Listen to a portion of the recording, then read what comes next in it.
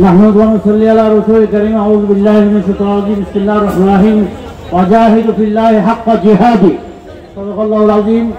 তোমরা যখন অন্যায়ের বিরুদ্ধে লড়বে, লড়ার মতো লড়ো, আল্লাহ বলতেছেন এই আয়াতে।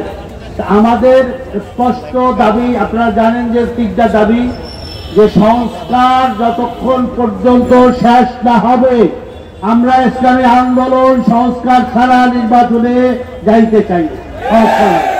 দ্বিতীয়ত, বিচারের ব্যাপারে গণহত্যা যে করছে ফ্যাসিস্ট ফিরাউন, এই জালেম আওয়ামী লীগ সরকার হাসিনা, তাদের দৃশ্যমান বিচার হতে হবে।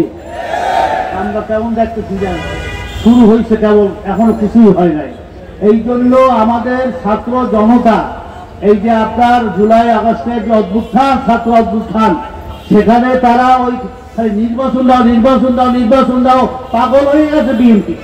নির্বাচনের জন্য, ক্ষমতা দেওয়ার জন্য এখন তারা কোন পথ মানে খালি দাও খালি দাও। আমরা তো ছাত্র জনতা, এই জন্য তো তারা কি করে না, অভ্যুত্থান করছে, গণঅভ্যুত্থান করছে একটা সংস্কারের জন্য। এই পিয়ার পদ্ধতির ব্যাখ্যা সবাই দিতে আছে, আমাদের প্রত্যেকটা ইসলামী আন্দোলনের নেতারা।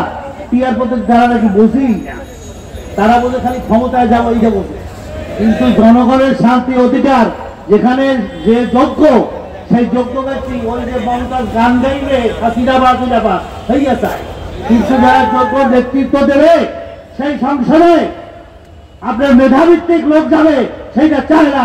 দলকে ভোট দেবে, দল নির্বাচিত করবে কারা কারা ক্ষমতায় এমপি হবে, কিন্তু সেটা চায় না। তো দুঃখজনক ব্যাপার বলতে চাই, এখন যেটা সংস্কার ছাড়া, বিচার ছাড়া, এবং আমরা বলছি যে ইসের আগে নির্বাচন দেওয়া, জাতীয় নির্বাচনের আগে আমাদের স্থানীয় নির্বাচন দেওয়া, কোনটাই যখন তারা মানতেছে না, তখন এই যে অভ্যুত্থান হইল ছাত্র জনতার, কি হইল? কিছুই হইল না। এ ব্যাপারে ডক্টর মোহাম্মদ ইউনূসের সরকারকে আমরা বলতে চাই যে আপনি যে ওয়াদা নিয়ে আপনি ক্ষমতা বসেছিলেন অন্তর্বর্তীকালীন সরকারের, সেটা আপনি কোনো পালন এই পর্যন্ত আমরা দেখতেছি না।